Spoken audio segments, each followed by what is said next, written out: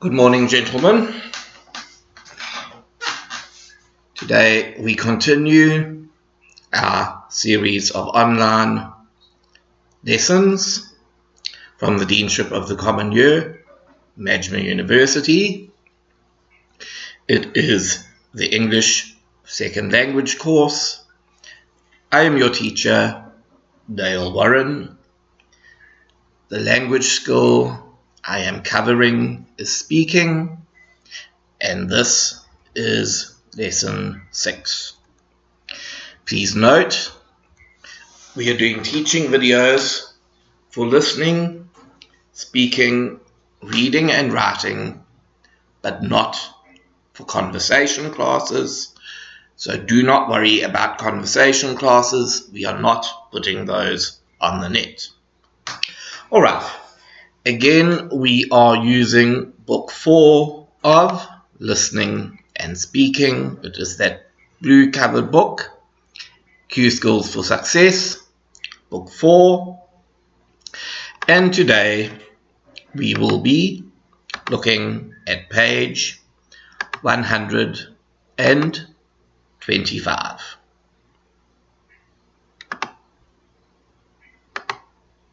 Okay, so please all turn in your books to page 125.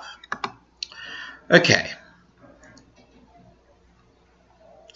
the lesson content today is about the different types of sentence, and the 3 types of English sentence are the simple sentence, the compound sentence, and the complex sentence.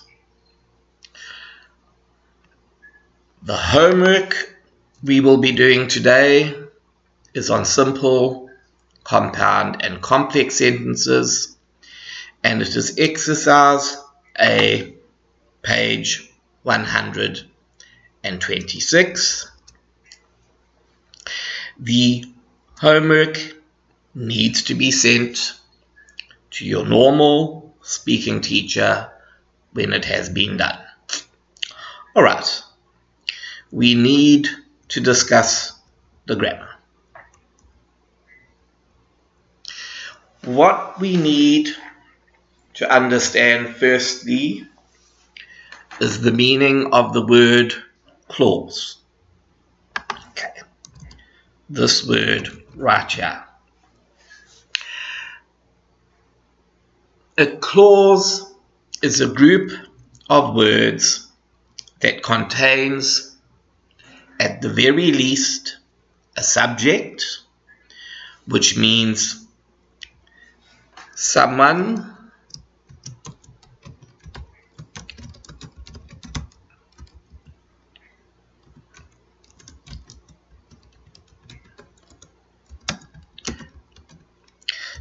or something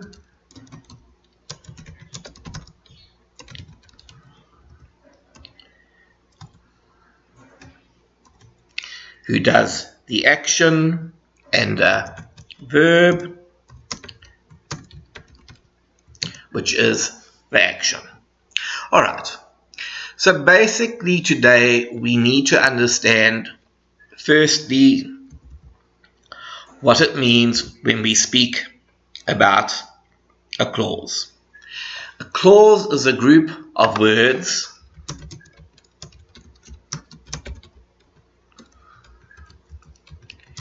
and that group of words must contain, at the very least, a subject, who is the someone or something who does the action, and it must contain a verb, which is the action word. Okay.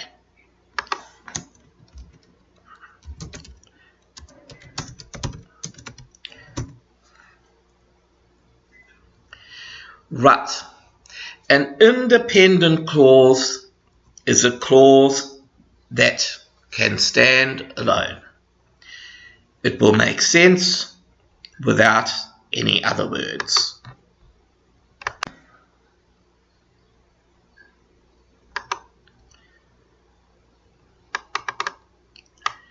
the independent clause must have a subject.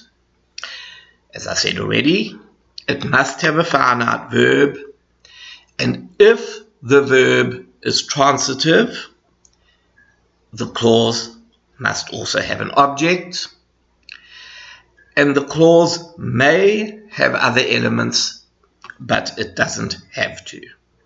Alright, so the basic clause just has a subject and verb, but it can also have an object, and it has to have an object if the verb is transitive, and it is also allowed to have other elements.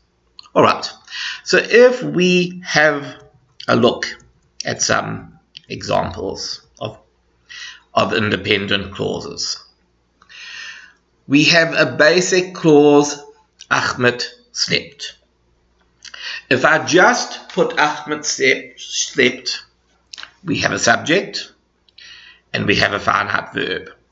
Ahmed slept is a clause in itself.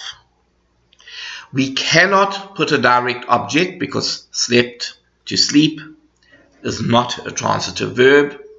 But if we want to expand that clause, we don't have to stop at Ahmed slept. We can say Ahmed slept at the hotel. We can say Ahmed slept for 2 hours. We can say Ahmed slept very soundly. So there are other words that can go into the clause. We can say Sadi wrote a letter, and Sadi wrote a letter is a clause by itself. Sadi is the subject, wrote is the verb, the direct object is a letter. But if we want to expand that clause, we can say Sadi wrote a letter to his mother. It is still a clause. We can say they played football. They is the subject, played is the verb, and football is the direct object, which it has to take because played is a transitive verb. We can expand the clause. We don't have to. It is a clause even if you just say they played football. But you can expand it with other words. You can say they played football against Tabuk. It is still a clause. All of those examples are independent clauses.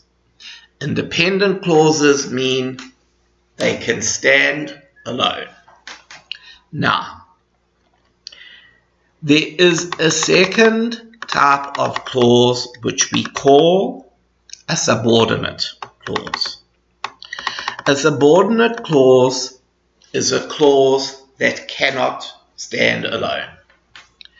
Subordinate clauses do not make sense by themselves.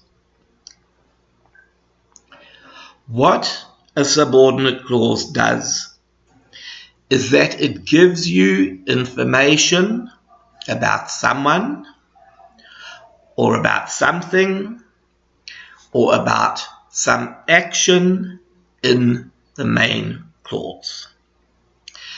And the subordinate clause is introduced by a subordinating conjunction such as since or because or as or if or when, or if it's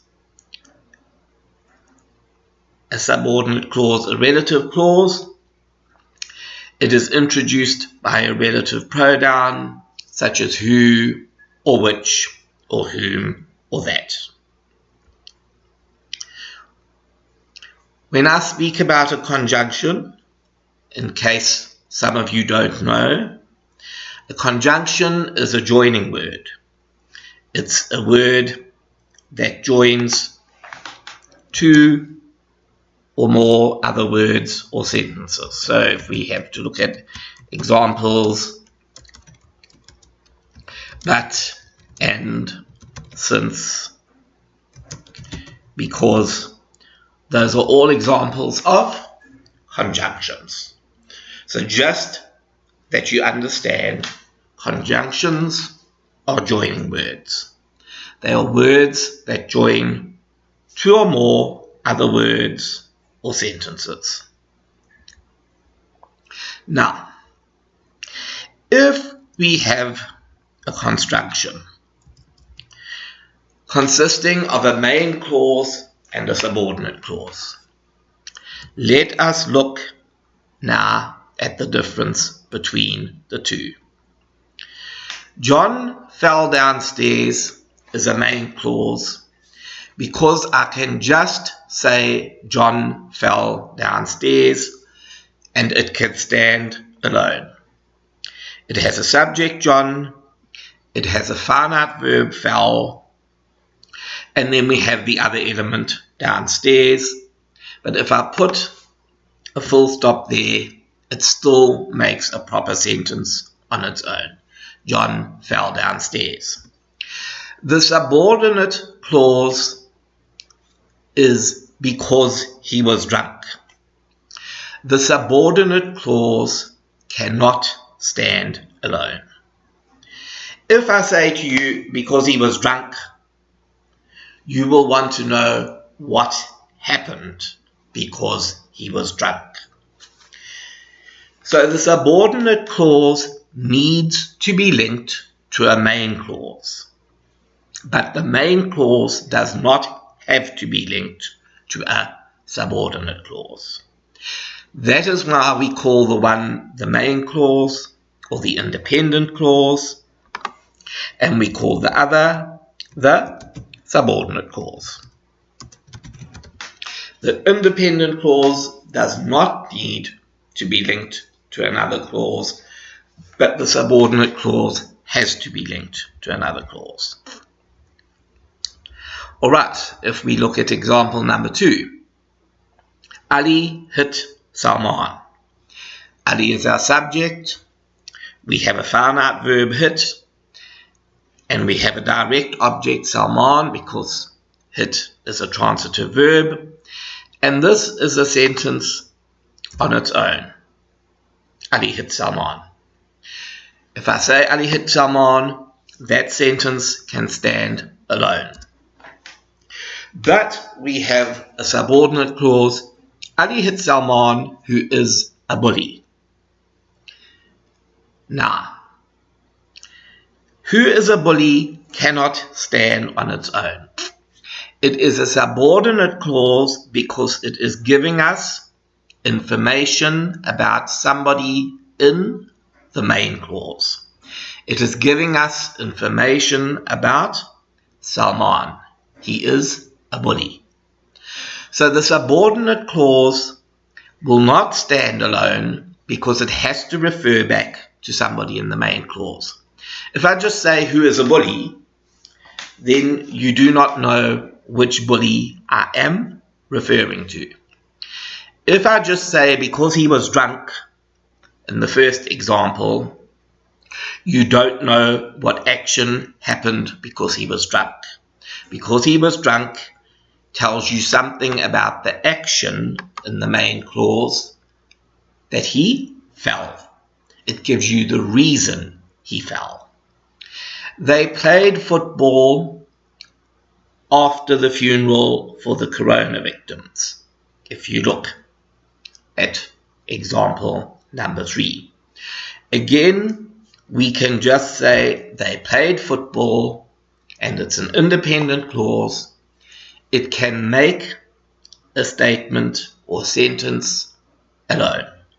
We have a subject they, we have a finite verb played, and we have our direct object football, and we need that direct object after played, which is a transitive verb.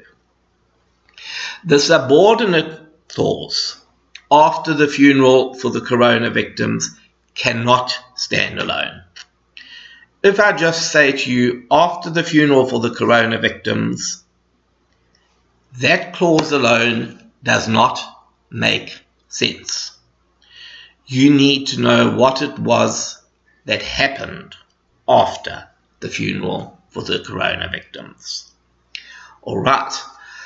So again, this subordinate clause is giving you information about something that happened in the main clause. It is telling you the time when they played. They played after the funeral for the corona victims. So this is the very important thing that we have to remember about the subordinate clause. It will always give you information about a person in the main clause, for instance, Salman, or it will give you information about a thing in the main clause, or it will give you an action, information about the action in the main clause. Let us use another example.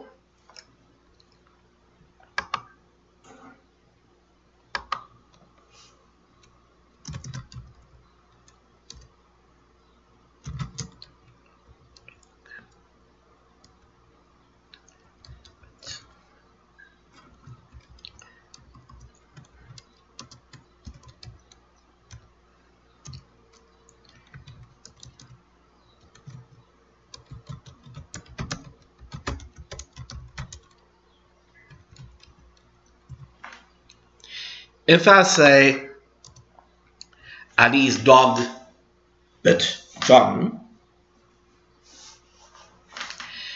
that can stand as a sentence alone. But if I say because he doesn't like John, that cannot stand as a sentence alone. It is giving me information about something in the main clause. It is giving me the information about the dog. He doesn't like John. It is giving me information about why he bit John, because he doesn't like John. So again, when we have a subordinate clause, it is giving us information about somebody or some action or something like the dog that is in another clause.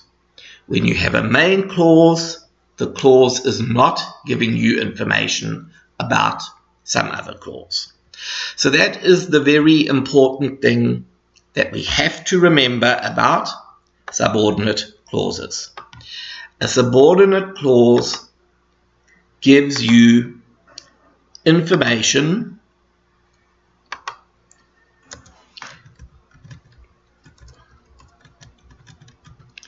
about someone like John or Ali, or something like the dog, or some action like biting or falling that happened in the main clause. That is the purpose of the subordinate clause.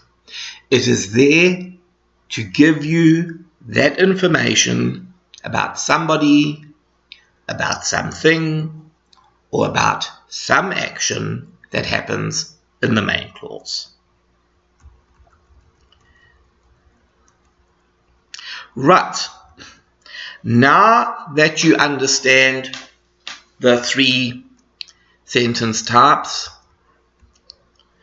you can now that we have discussed the difference between an independent clause and a subordinate clause, you can understand the three sentence types.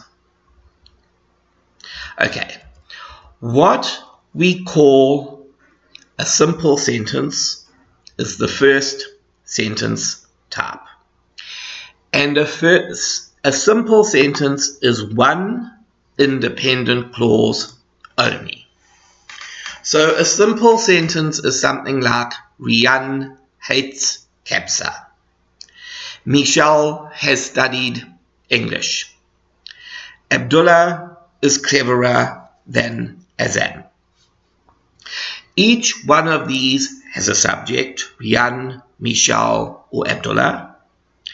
Each one of them has a finite verb, hates, has studied, is, and each one of them then has other elements or has a direct object.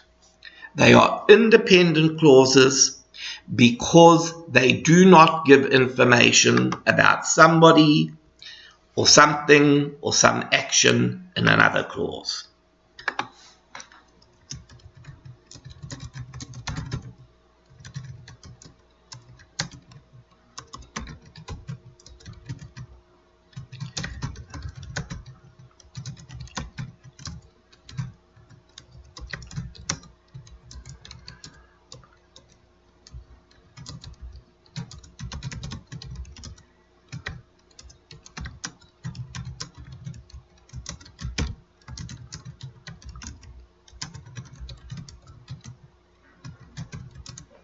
Right. They are independent clauses because they are not giving information about some person, about something, or about some action in another clause.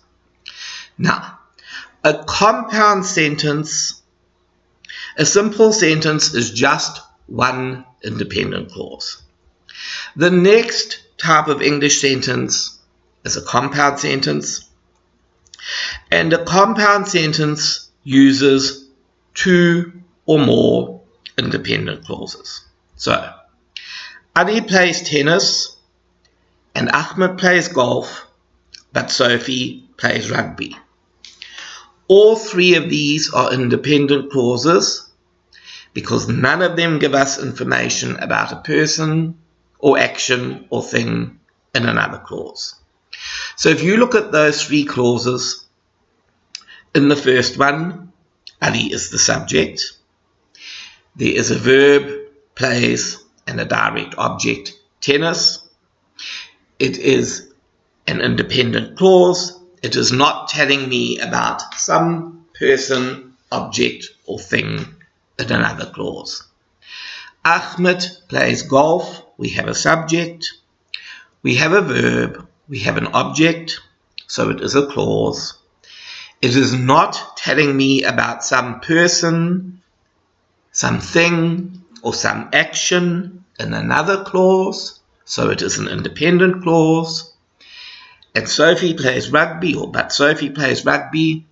Sophie is the subject, plays is the verb, rugby is the object. So again, it is a clause, and it's not just a clause. It is an independent clause, and it is an independent clause for the reason that it does not give us information about a person, a thing, or an action in some other clause. All right, so these are very simple, easy sentences. A simple sentence, one independent clause only. A compound sentence, two or more independent clauses. A complex sentence has to have at least one independent clause and at least one subordinate clause. Remember the difference? A subordinate clause gives you information about a person, an action, or a thing in another clause.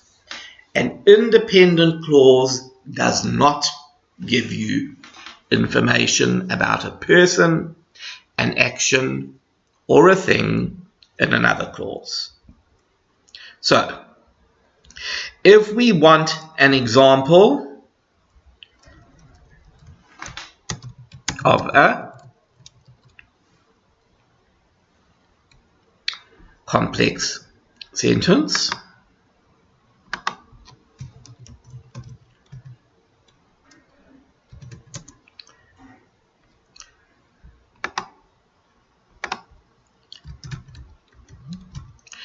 we have an independent clause. Salim ran fast.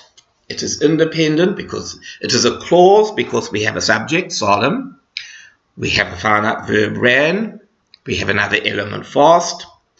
And it is an independent clause because It does not tell me about a person, an action, or a thing in another clause. Now, the second clause, so he could win the race, is a subordinate clause.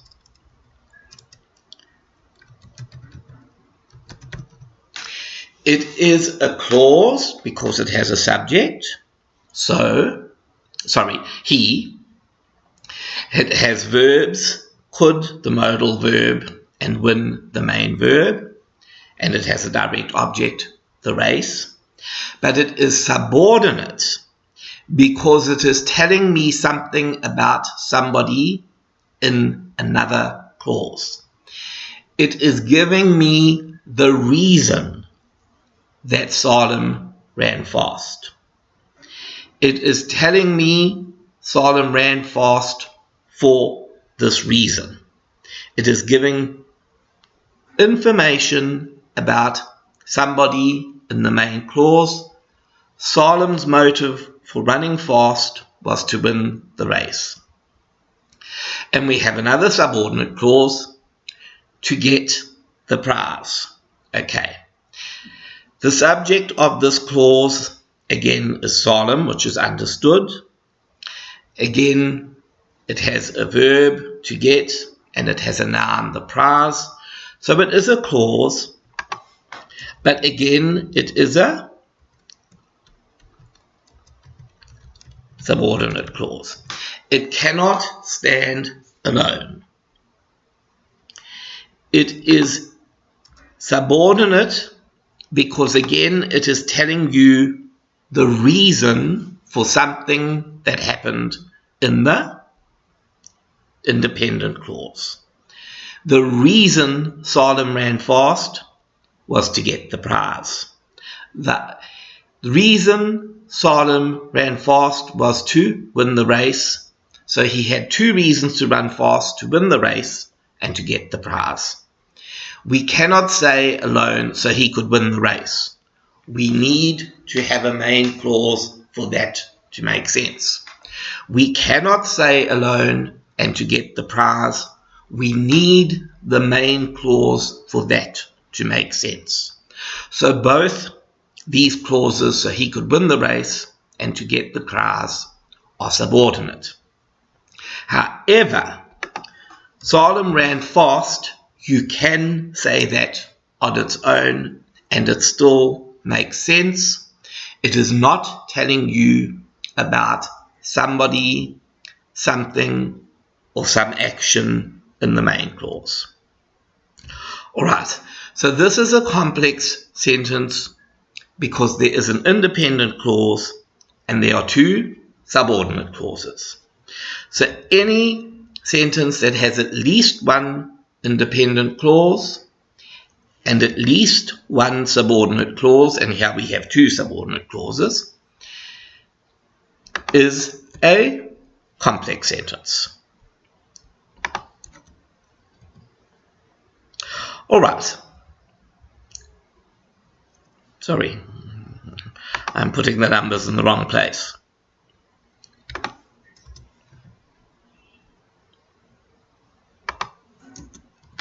All right, this particular example has one main clause, one independent clause, and two subordinate clauses. Okay, now the homework, which is on page 126. You need to read through page 126 to see the sentences in each of the questions.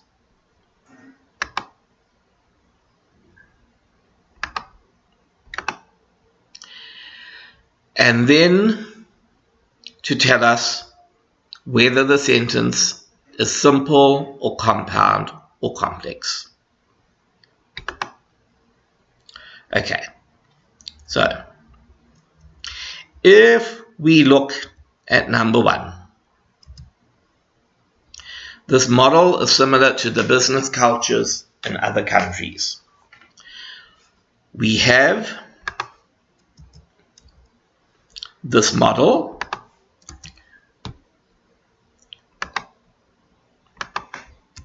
which is the subject in the clause,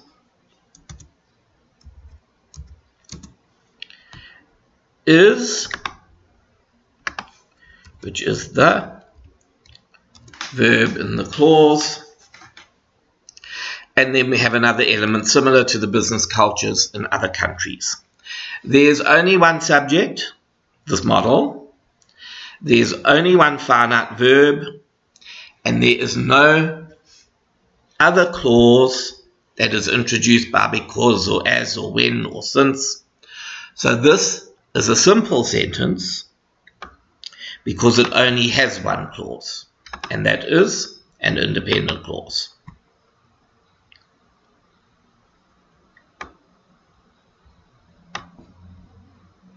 There's only one clause in the whole sentence, and that is an independent clause. When there's only one clause in a sentence, then it should be an independent clause. We know that it only has one clause because it only has one finite verb, is.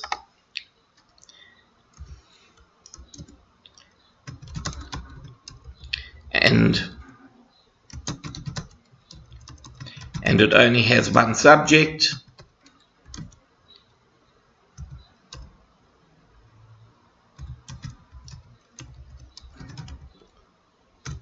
which is model.